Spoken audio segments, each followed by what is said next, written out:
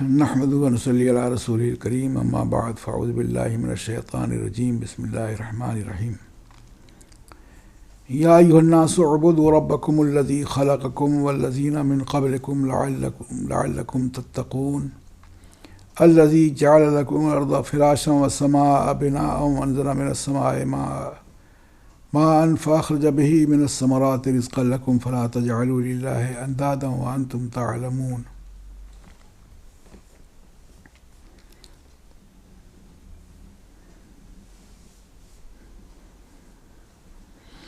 اے لوگو، اپنے رب کی توحید بیان کرو، یعنی ایک جانو اس کو جس نے تم کو پیدا کیا اور ان لوگوں کو پیدا کیا جو تم سے پہلے تھے، تاکہ تم متقی ہو جاؤ۔ چونکہ متقی کا سلسلے میں بڑی تفصیلی بات پہلے ہو چکی ہے، صرف تھوڑی سی بات سن لیجئے، اس کے آگے پھر اگلی تو کہ اس میں یہ بھی بات بتا رہا ہوں کہ تقویٰ بہت بڑی چیز ہے۔ کہتے ہیں التقویٰ، پرہیزگاری سالکین کے درجے کی انتہا ہے۔ سالک کسے کہتے ہیں؟ سالک اسے کہتے ہیں جو نماز، روزے اور شریعت کا ٹوٹل پابند ہو اور اس پابندی میں اللہ کا قریبی ہو جائے، لیکن ہوش باقی رکھے۔ دو لائن ہو جاتی ہے، ایک ہوتا ہے سالک، ایک ہوتا ہے مجذوب۔ شریعت پہ دونوں عمل کرتے ہیں شروع میں، لیکن سالک رہ کے آخر دم تک عمل کرتا ہے شریعت پر، اور یہ تجلی باری تعالیٰ دیکھ کے ہوش کھو بیٹھتا ہے، اس سے شرعی قلم اٹھ جاتا ہے، شرعی گرفت ختم ہو جاتی ہے۔ ہوتا ہے اللہ والا وہ بھی، لیکن اس کے عمل کو ہم اپنا نہیں سکتے اور اس کے طریقے کو اپنا نہیں سکتے، اس کی پیروی نہیں کر سکتے، اس لیے کہ بہت سارے کام وہ شریعت کے خلاف کرتا ہے۔ جیسے مثال کے طور پر اگر کسی نے اس سے کہہ دیا کہ آپ چہرہ آپ کا چمکتا ہوا دکھ رہا ہے اور داڑھی بڑی خوبصورت لگی، داڑھی بنا دے گا وہ۔ اس کے ہاں کوئی چیز اللہ کے لیے، ساری چیز اللہ کے لیے ہے، وہ اس کے علاوہ کچھ نہیں دیکھتا۔ یعنی کہیں بھی ہلکا سا بھی نفس آنے والا ہو تو اس کی ایسی مرمت کرتا ہے وہ کہ دوبارہ نفس غالب نہیں آئے گا۔ ایک واقعہ ہے، اسی لیے حضرت مخدوم سمنہ نے کہا ہے، ان کا قول ہے کہ سالکین کے پاس بیٹھو، ان سے پوچھو، یہ شریعت کی بات بتائیں گے، لیکن مجذوب کو ایک تو دیوانہ سمجھ کے انہیں تنگ مت کرو، ان سے الجھو مت، لیکن یاد رکھو کہ دیوانہ اللہ کی بارگاہ سے بہت قریب ہے۔ یہاں تک منع کیا ہے کہ واقعتاً کوئی اس طرح کا پاگل دکھتا ہو اور اس کے حالات باقاعدہ نہ معلوم ہو پاگل بن کے، تب بھی مت چھیڑو۔ ہو سکتا ہے کہ شکل میں کوئی اللہ والا ہو تو بددعا کر دے گا، نقصان ہو جائے گا تمہارا۔ تو وہ ان کا عمل ہمارے لیے قابل قبول اس لیے نہیں ہوتا کہ کچھ کا کچھ بولتے ہیں، لیکن سالکین تو ہمیشہ شریعت کی پابندی کرتے ہیں، آخر دم تک شریعت ان کے سامنے ہوتی ہے۔ تو کہتے ہیں سالکین کا درجہ، تقویٰ کہتے ہیں سالکین کے یہ درجے کی انتہا ہے، تقویٰ کا حاصل کرنا، اور بری ہونا ہے، الگ ہو جانا ہے ہر چیز سے سوا اللہ تعالیٰ کے۔ شریعت پہ عمل بھی کرتے ہیں اور ان کو دنیاوی چیز کوئی اچھی نہیں لگتی سوائے اللہ کے۔ ذکر الہی ان کے لیے قوت و تقویت کا ذریعہ ہے۔ لیکن عابد اس کے علاوہ ہوتا ہے، وَأَنَّ الْعَابِدَ يَنبَغِي أَلَّا يَغْتَرَّ بِعِبَادَتِهِ، عابد کے لیے تو ضرور مناسب ہے، نہیں چاہیے اس کو غرور کرنا اپنی عبادت پر کہ ہم پڑھنے لگے بات کرنے لگے۔ عابد ولی ہو سکتا ہے لیکن ہر عابد ولی ہے نہ،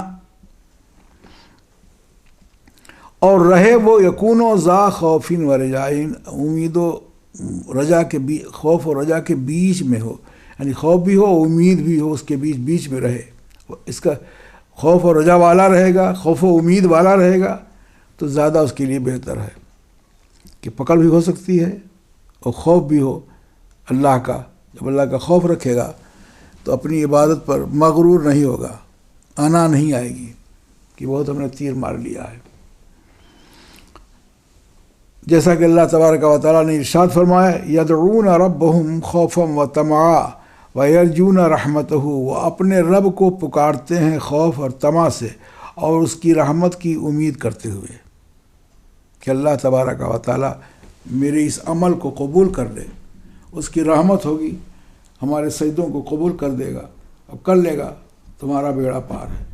یہ امید رکھیں، خوف بھی رکھیں کہ چھن سکتا ہے یہ، اور امید بھی رکھیں کہ اللہ تبارک و تعالیٰ مایوس نہیں کرتا ہے، منع فرماتا ہے کہ لا تقنطوا من رحمت اللہ، مت نا امید ہو، مایوس مت ہو اللہ کی رحمت سے، فإنہ یغفر الذنوب جميعا، تو اس لیے کہ بے شک وہ ساری گناہوں کو معاف کر دے گا۔ اللہ کی بارگاہ میں گر گرا کے اپنی خطاؤں کو یاد کر کے اللہ سے معافی مانگنا، یہ اتنا بڑا اچھا عمل ہے۔ ندامت اللہ کی بارگاہ میں بڑی مقبول چیز ہے کہ اگر ہم سے کوئی غلطی ہوئی ہو اللہ والی تو فوراً ہم نادم ہوں اور اس قصور کو جلدی کریں۔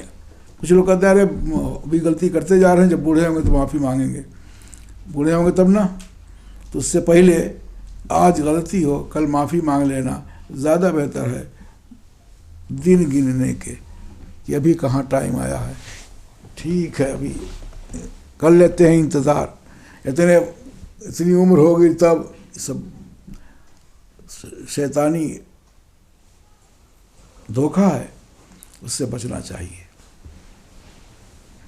اور یہ بھی جاننا چاہیے کہ اللہ تبارک و تعالیٰ ارحم الراحمین ہے، گناہوں کو یوں معاف کرتا ہے اگر معافی کا طلبگار ہو بندہ کہ التائب من الذنب کمن لا ذنب لہ، گناہوں سے معافی مانگنے والا گویا کہ اس نے گناہ ہی نہیں کیے، ایسا پروردگار عالم فرما دیتا ہے۔ یعنی لیسا کل عابد یخلص ایمانہ بسبب عبادتہ، عابد کے لیے کیا ہے کہ ہر عابد اپنے ایمان کو اپنی عبادت کے سبب سے مخلص کر لے، اپنی عبادت میں اخلاص پیدا کر لے۔ جتنا زیادہ اخلاص پیدا ہوگا اتنا زیادہ ریا سے بھاگے گا، انا نہیں آئے گی۔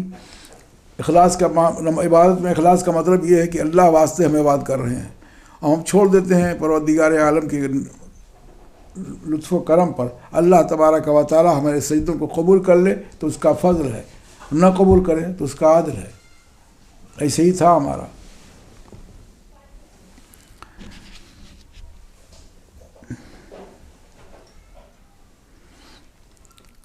یہاں قرآن میں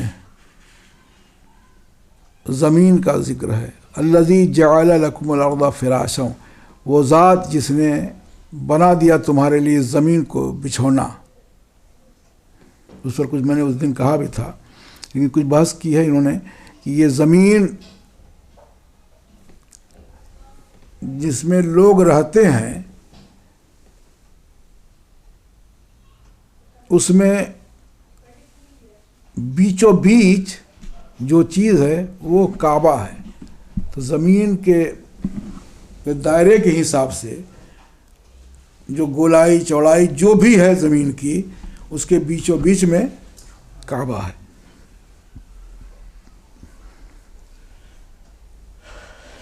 اسی کو الموضع، اس کے علاوہ بھی زمین کا وسط، جہاں زمین کا آدھا حصہ ہے، اس کی خوبی یہ ہے کہ اس کا ایک تو اس جگہ کو زمین کا قبہ ارض کہتے ہیں، زمین کا قبہ کہتے ہیں، گولائی، اور وہ ایسی جگہ ہے جو جس میں معتدل ہے، برابر ہے، گرمی اور سردی دونوں، رات اور دن برابر ہوتے ہیں ہمیشہ، لا یزید احدہما علی الاخر، کبھی بھی دن رات سے یا رات دن سے بڑا نہیں ہوتا۔ بیچوں بیچ جو زمین اللہ تبارک و تعالیٰ کی ہے، جس کو قبہ ارض کہتے ہیں، وہاں 24 گھنٹے میں 12 گھنٹے کا دن، 12 گھنٹے کی رات ہی ہوتی ہے، اس کے علاوہ ادھر ادھر نہیں ہوتا۔ روی عن علی کرم اللہ تعالی وجہہ، حضرت علی کرم اللہ تعالی وجہہ سے روایت ہے، حضرت علی نے روایت کی ہے، جن کی تاریخ شہادت ابھی کل گزری ہے، 18 رمضان کے 18 تاریخ کو زخمی ہوئے اور 21 کو ان کا وصال ہو گیا۔ اس وصال کو جو آلہ دھاردار سے ہوتا ہے اس کو شہادت بولتے ہیں، تو شہید ہیں وہ۔ اس سلسلے میں تو ایک لفظ سن لیجئے کہ اب سنا بھی ہوگا، لیکن ایک چیز ہے کہ معیار حق ہیں حضرت علی، ان کو ماننے والا حق پرست ہے، ان کا نام ماننے والا حق سے دور ہے۔ ام سلمہ رضی اللہ عنہا راوی ہیں، فرماتے ہیں کہ رسول اللہ صلی اللہ علیہ وسلم نے ارشاد فرمایا، لا یحب علی منافق، علی سے منافق محبت نہیں کرے گا، محبت نہ کرے سمجھ لو کہ منافق ہے، اور یبغضہ مؤمن، اور نہ ہی علی سے نفرت کرے گا مومن۔ انہی سے دوسری روایت ہے کہ اللہ کے رسول صلی اللہ علیہ وسلم نے ارشاد فرمایا، من سب علیًا، جس نے علی کو برا بھلا کہا یا گالی دی، فقد سبنی، اس نے مجھے گالی دی۔ حضرت انس سے روایت ہے کہ فرماتے ہیں کہ نبی صلی اللہ علیہ وسلم کے پاس کوئی بھنی ہوئی چڑیا لایا کھانے کے لیے، فقال اللہم ائتنی بأحب خلقک الیک، رکھ کے حضور تناول فرما نہیں رہے ہیں اور دعا کر رہے ہیں کہ اللہ بھیج دے تو اپنی مخلوق میں سے جو تیری بارگاہ میں بہت زیادہ پسندیدہ ہو، اسے میرے پاس بھیج دے۔ کس لیے؟ یأکلوا معی ھذا الطیر، تاکہ وہ میرے ساتھ اس چڑیے میں شریک ہو جائے، وہ بھی کھائے اور میں بھی کھاؤں۔ فجاءہ علی، دعا کی اور آنے والے مخلوق میں سے بہتر مخلوق کی اللہ کی بارگاہ میں مخلوق میں سب سے زیادہ پسندیدہ اللہ نے بھیج دیا۔ فجاءہ علی، تو حضرت علی رضی اللہ تعالیٰ عنہ آئے، فاکل معہ، تو پھر کھایا انہوں نے حضور صلی اللہ علیہ وسلم کے ساتھ، یا یوں کہہ دیجیے حضور صلی اللہ علیہ وسلم نے تناول فرمایا حضرت علی کے ساتھ۔ یہ تین عبارتیں ایسی ہیں جو معیار حق ہیں حضرت علی، حضرت علی کو اپنانا، محبت کرنا، انہیں برا نہ کہنا، حضور صلی اللہ علیہ وسلم کو راضی کرنا ہے، انہیں برا کہنا، انہیں برے الفاظ استعمال کرنا، ان سے بغض و عناد رکھنا اللہ کے رسول سے دوری ہے۔ انہی کی روایت ہے کیا عن علی رضی اللہ عنہ، روی عن علی رضی اللہ عنہ انہ قال، کہ انہوں نے ارشاد فرمایا کہ انما سمیت الارض ارضاً، زمین کو زمین کیوں کہا جاتا ہے؟ یہ زمین کیوں ہے؟ کہتے ہیں کہ لأنہا تتعرض ما فی بطنہا، اس لیے کہ وہ کھا جاتی ہے جو کچھ اس کے پیٹ میں ہوتا ہے، اس کے اندر جو بھی چیز جاتی ہے اسے ہضم کر لیتی ہے، یعنی تاکل ما فیہا، اس کے اندر جو اندر کر دیا جائے اسے وہ کھا جاتی ہے۔ یہ اس کی خوبی ہے، دیکھا ہے آپ نے، بتانے کی ضرورت نہیں۔ لوہا اندر زمین میں دبا دیجئے، پڑا رہے گا، اس کے بعد لوہا نہیں رہ پاتا، مریض ہو کے نکلتا ہے۔ اتنا زنگ ہوتا ہے کہ اگر اس کو صاف کرنے لگنے میں لگ جائیے تو جتنی ضخامت اور جتنی موٹائی اس کی پہلے تھی اس میں سے آدھا جھڑ جائے گا. لکڑی کو اندر کر دیجئے، سوکھی لکڑی کو کھا جائے گی. تو یہ کھا جانے کی صلاحیت رکھتی ہے، اسی لیے اس کا نام ارض ہے. اب بعض لوگوں نے کہا ہے کہ اس کا نام ارض کیوں ہے کہ اس پر کھر والے جانور اور قدم والے لوگ چلتے ہیں، اس لیے اس کا نام ارض ہے. فراشوں، اللہ تبارک و تعالیٰ نے اس کو فرش بنایا، یعنی کر دیا اس کو فراش.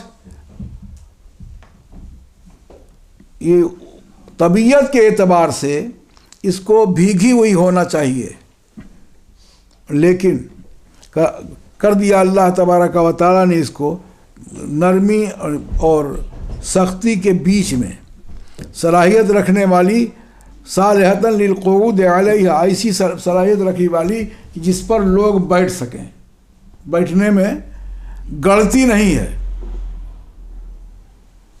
ابھی نہیں کہ جان بوجھ کے زمین پہ اس جگہ جہاں کنکری ہو اس پر آپ بیٹھے ہیں، کہیں کہ زمین نے ایک دم نقصان پہنچا دیا، تو آنکھ ہے ہٹا دینا چاہیے.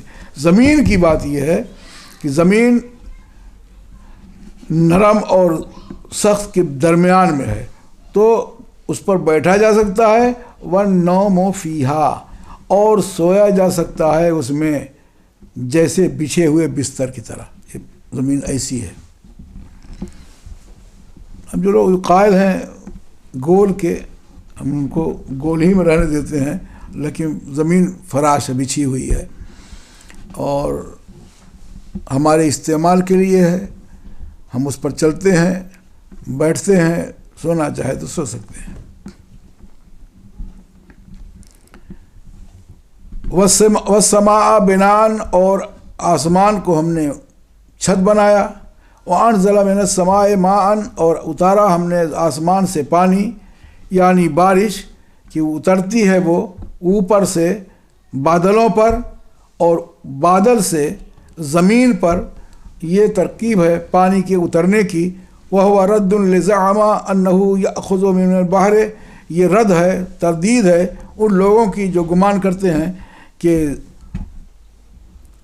وہ بادل دریا سے پانی لیتا ہے. یہ ان کی تردید ہو جاتی ہے کہ دریا سے پانی نہیں لیتا بلکہ بادل اوپر سے پانی لیتا ہے، آسمان سے.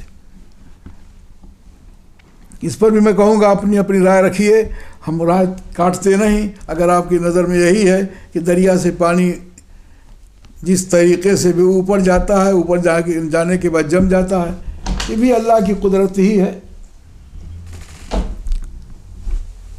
فَأَخْرَجَ بِهِ أَيْ أَنبَتَ اللَّهُ بِسَبَبِ الْمَاءِ الَّذِي أَنزَلَ مِنَ السَّمَاءِ، تو نکالا پروردگار عالم نے اس کے ذریعہ، یعنی پانی کے ذریعے، پانی کے سبب اس چیز کو جس کو نازل کیا آسمان سے، پھل وغیرہ. پھل کیا ہے؟ ہاؤن الماکولات کلھا من الحبوب والفواکہ وغیرہ، کہ یہاں مراد وہ ہے جتنی کھانے والی چیزیں ہیں دانے میں سے یا میوے میں سے، یا اس کے علاوہ جو چیز نکلتی ہے زمین سے یا درخت سے. پھل فروٹ بھی ہیں اور زمین سے نکلے ہوئے دانے بھی ہیں. زمین سے دانہ نکلا دیکھا کبھی؟ کیا کہتے ہیں اس کو، جس کو یہ روٹی ہم لوگ کھاتے ہیں، وہ تو زمین ہی سے نکلتی ہے نا. اور دوسرے والے کیا کہتے ہیں، اسی سائز کا دوسرا ہوتا ہے. ہم لوگ جو کہتے ہیں، جو یا گیہوں، ووٹ. ہاں، تو یہ دونوں چیزیں زمین میں پھینک دی جاتی ہیں، اور زمین کا احسان ہے کہ زمین نکالتی ہے باہر، ہضم کر کھا جاتی. تو گھر کا مہمان جاتا لوگ پھینک آتے ہیں. کاشتکاروں سے پوچھئے، جب دانہ پھینک دیتا ہے تو کتنا یہ اللہ پر بھروسہ کرتا ہے کہ لے جا کے پھینک کے چلا آتا ہے. 2 دانے نہیں پھینکتا، 2 کلو نہیں پھینکتا، من پھینکتا ہے. 40 کلو، 80 کلو زمین کھود کے زمین میں چھینٹ دیتا ہے، پھر زمین کو برابر کر دیتا ہے.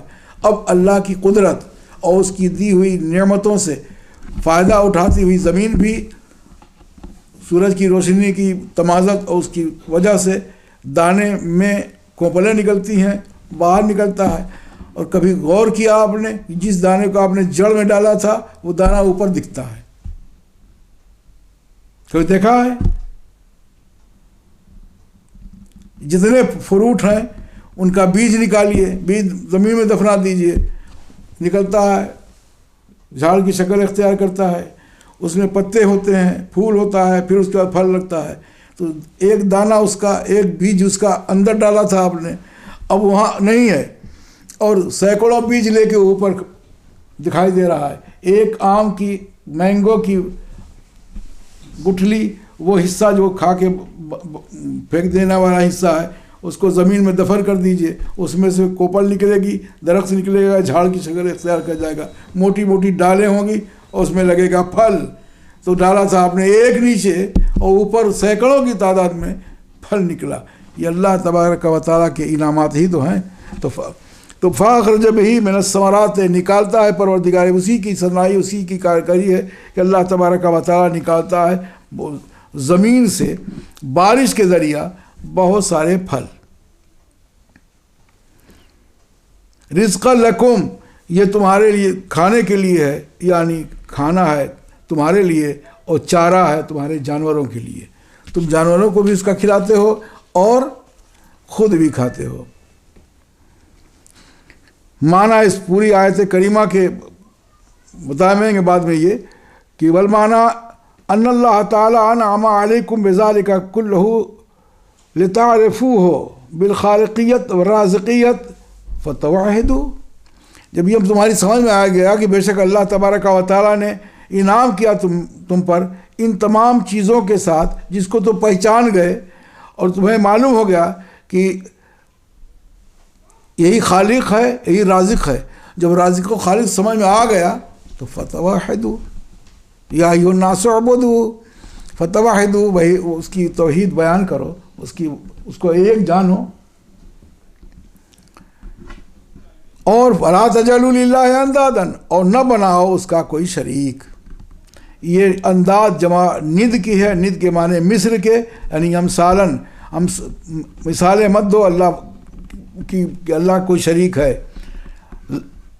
کہ عبادت کرو تم ان کی، اللہ کی عبادت کو چھوڑ کر. یعنی ایسا مت کہو کہ اللہ کا کوئی شریک ہے اور تم عبادت کرو گے اس کے، اللہ کے ساتھ اس کی بھی. حضرت عبداللہ ابن عباس رضی اللہ تعالیٰ عنہما سے مروی ہے کہ فلا لا تقولوا، مت کہو لولا فلان. ایک جگہ ہے کہیں آیت کریمہ کا ذکر کیا ہوگا، میرے حساب سے نکل گئی، کہ ایسا نہ ہوتا تو یہ میں کرتا. تو یہ بھی مت کہو. کیوں؟ بتائیں گے خود ہی. حضرت عبداللہ ابن عباس رضی اللہ عنہما سے ہے کہ مت کہو لولا فلان لاصابنی قضا، یوں نہ کہو کہ فلاں نہ ہوتا تو مجھے مصیبت نہ آتی. وہ تھا اس لیے ہم پھنس گئے مصیبت میں، بولتے ہیں نا، بولتے. تو یہ لولا عربی میں لولا ہے. اور اگر کتا میرے گھر نہ بھونکتا تو میری چوری ہو جاتی. یہ سب مت کہو، یہ سب اللہ کی طرف سے ہے، اسے تم لولا کر کے مت کہو. ہاں یہ بتا دیا، وضاحت کر دی. اسی کے ضمن میں حضرت عن نبی صلی اللہ علیہ وسلم، حضور صلی اللہ علیہ وسلم سے مروی ہے کہ انہو قال، حضور صلی اللہ علیہ وسلم ارشاد فرمایا ایاکم ولو، تم ولو کہنے سے بچو. اگر ایسا، اگر نہ ہوتا، اگر ہوتا، یہ مت کہو. فإنہ من کلام المنافقین، یہ منافقین کے کلام میں سے، ان کی بولی ہے کہ ایسا نہ ہوتا تو ایسا نہ ہوتا. جیسے کہا قرآن میں انہوں نے لو کانوا عندنا ما ماتوا ولا ما قتلوا، اگر تم ہمارے پاس ہوتے، لوگ چلے گئے جنگ میں اور مارے گئے یا مسلمان شہید ہوئے، تو اس پر کہا کہ لو کانوا عندنا، اگر تم ہمارے پاس ہوتے تو نہ موت آتی اور نہ قتل کیے جاتے.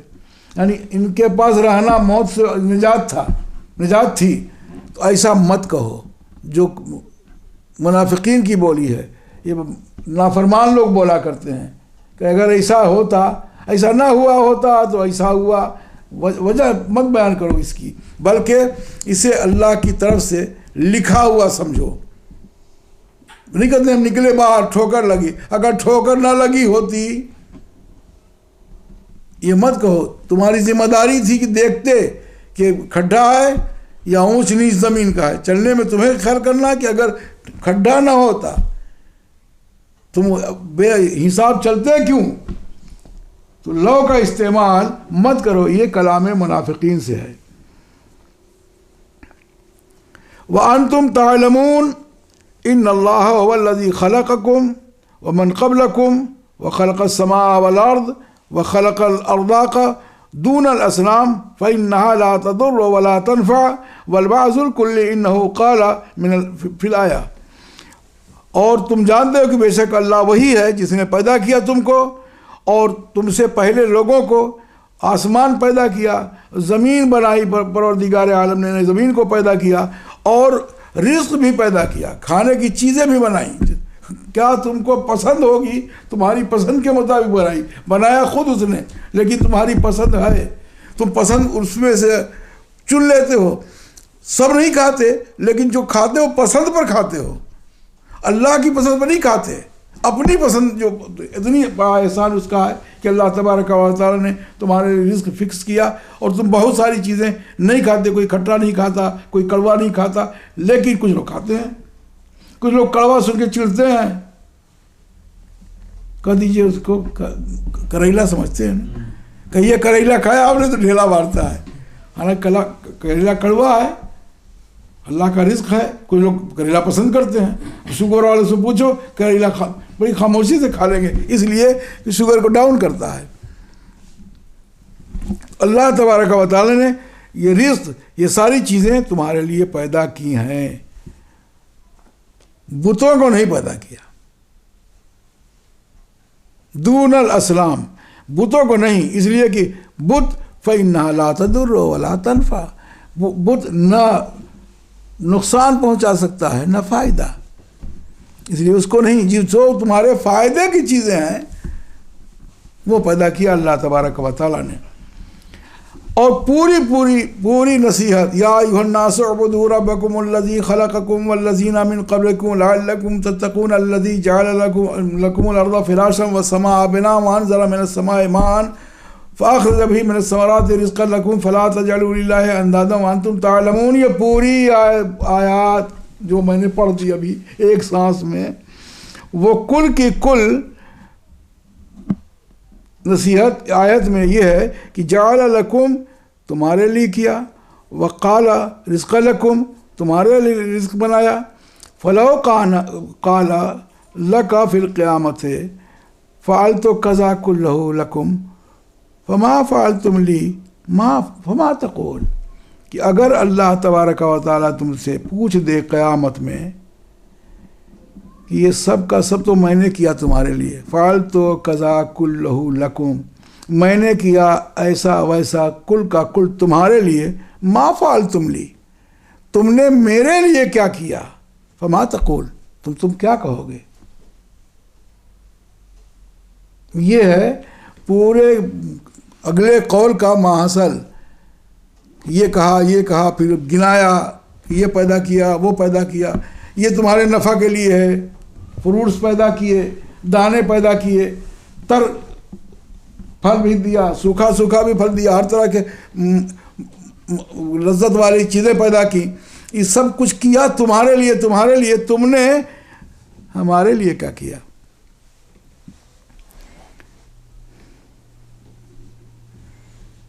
حضرت شبلی رحمۃ اللہ تعالیٰ علیہ سے مروی ہے انہو وعظ یوم الناس، ایک دن وہ لوگوں کو نصیحت کر رہے تھے، واعظ کر رہے تھے. حضرت شبلی یہ اپنے وقت کے بہت بڑے بزرگ ہیں،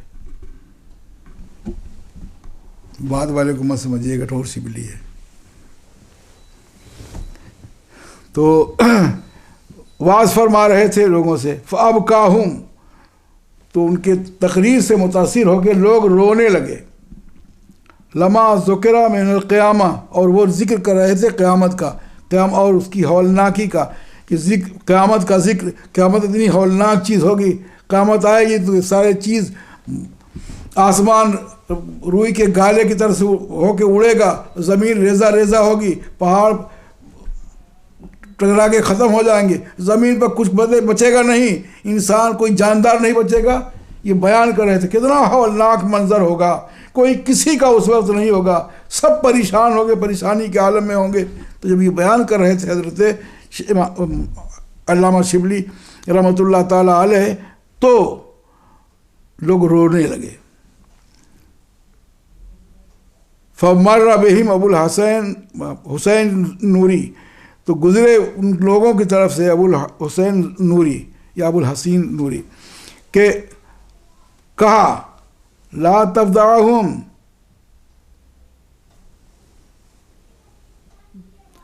نہ گھبراؤ تم ان کو، نہ دھمکاؤ تم، یعنی یہ شبلی رحمۃ اللہ علیہ، آپ ان کو دھمکاؤ مت. کیوں؟ اس لیے کہ اتنا لمبا کہاں ہوگا، اتنی لمبی تقریر کر دی آپ نے یہاں ولنا کی، اور اس کا منظر کشی آپ نے فرمائی، یہاں تو اتنا ہی ہوگا. فَإِنَّ حِسَابَ يَوْمَئِذٍ لَيْسَ بِهَذَا الطُّولِ، اس دن نہیں ہوگا اتنا لمبا چوڑا حساب. انما ہوا کلمتان، بلکہ صرف دو ہی بات ہوگی. من ترا بودم تو کرا بودی، میں تو تیرا تھا، میں نے سب کچھ کیا، تو نے کیا کیا. اگر اللہ تبارک و تعالیٰ پوچھے گا تو جو لوگ اللہ والے ہیں وہ جواب کے لیے تیاری کرتے ہیں کہ اللہ ہم نے سب کچھ تیرے لیے کیا، کھایا بھی تیرے لیے، آرام بھی کیا تیرے لیے، رات کو جگ کے سجدے کیے تیرے لیے، تیری رضا چاہی، اس میں کہیں ہمارے نفس کا دخل نہیں تھا، نہ ہمارے ذہن و دماغ میں کوئی ایسی بات آئی کہ جو کچھ کر رہا ہوں میں کمال کر رہا ہوں اور یہ حق ادا کر دیا میں نے. تیری اتنی نعمتیں تھیں، اتنی نعمتیں دے رکھی تھی تو نے پروردگار عالم، کہ ان نعمتوں کو میں گن نہیں سکتا تھا، اور میں نے کوشش کی جتنی میری طاقت و قوت تھی کہ میں تیری رضا کے لیے ساری چیزوں کو ٹھوکریں مارتا رہوں اور تجھ سے قریب ہونے کی صورتیں اختیار کرتا جاؤں. ان صورتوں میں اپنی زندگی گزاری. جو ہوشیار لوگ ہوں گے، ہم جیسے لوگ ہوں گے، کہیں گے کچھ نہیں کیا، تو نے پروردگار عالم بہت کچھ کیا. آنکھ دی، اس کا شکریہ ادا نہیں کیا، کان دیا، اس کا شکریہ ادا نہیں کیا، طاقت و قوت دی، چلنے کی صلاحیت دی، ہاتھ میں پکڑنے کی صلاحیت دی، قوت دی، ہم نے اس کے بدلے میں کچھ نہیں کیا. کم از کم شکریہ ہی ادا کرنا چاہیے تھا، شکریہ میں اس کی عبادت کرنی چاہیے تھی، اس کے فرمان کی فرما برداری کرنی چاہیے تھی، اس کے قول پر عمل کرنا چاہیے تھا، ہم نے کچھ نہیں کیا. فافادت الآیہ انہ ینبغی الاخلاص فی العبادت. پوری اس آیت کا بھی مفہوم یہ ہے، فائدہ دیتی ہے آیت کریمہ کہ مناسب ہے عبادت میں اخلاص. اخلاص بڑی اچھی چیز ہے، اور اگر تھوڑی عبادت ہو، ہم لوگ تھوڑے ہی کر پاتے ہیں، تھوڑی عبادت ہو اور اخلاص ہو، یوں کہہ لیجیے خالص لوجہ اللہ ہو، خالصۃ لوجہ اللہ ہو، اللہ واسطے ہو، اللہ کی رضا کے لیے ہو، اسی کو اخلاص کہتے ہیں. اور یہ نہ گننا شروع کر دیں کہ ہم بڑے نمازی ہیں، ہم بڑی عبادتیں کر ڈالی، بلکہ صرف یوں بھی کہہ دیں کہ اللہ تو نے توفیق دی سجدے کی تو میں نے سجدہ کر ڈالا، ورنہ ہماری طاقت و قوت کہاں تھی. کس طرح کہتے ہیں؟ اغیار کے ملاحظہ کے ترک کے ساتھ، دوسروں کو دیکھنے کے بجائے، اور رات اور دن کے پیدا کرنے والے کو حاضر کرتے ہوئے. جو لوگ اس کو سمجھتے ہیں جس نے رات دن پیدا کیا، رات دن بولنے میں اتنا بڑا لگتا ہے، بہت بڑی قدرت کا کرشمہ ہے رات کا پیدا کرنا اور دن کا. اللہ تبارک و تعالیٰ پوری دنیا کو منور و روشن کر دیتا ہے اور تاریک کر دیتا ہے. یہ اور بات ہے کہ ایک ساتھ سب تاریکی نہیں ہوتی، لیکن تاریکی ہوتی جاتی ہے. سورج آنکھوں سے اوجھل ہوتا جاتا ہے، اور جہاں جہاں غائب ہو جاتا ہے وہاں تاریکی آتی ہے، اور جہاں وہ جاتا ہے وہاں روشنی آتی ہے۔ تو روشنی پھیلانا، کبھی ایسا نہیں ہوگا کہ رات نہ آئی ہوگی اور دن ہی دن رہا ہو، یا دن آیا رات نہیں آئی، بلکہ اللہ تبارک و تعالیٰ کا احسان عظیم ہے کہ اس نے رات و دن پیدا کیے۔ اور رات و دن میں فائدہ یہ ہے کہ دن دیکھنے کے لیے پیدا کیا، کام کرنے کے لیے، مشقت و جانفشانی کرنے کے لیے، رزق حلال کی کمائی کے لیے بنایا، اور رات آرام کرنے کے لیے بنایا۔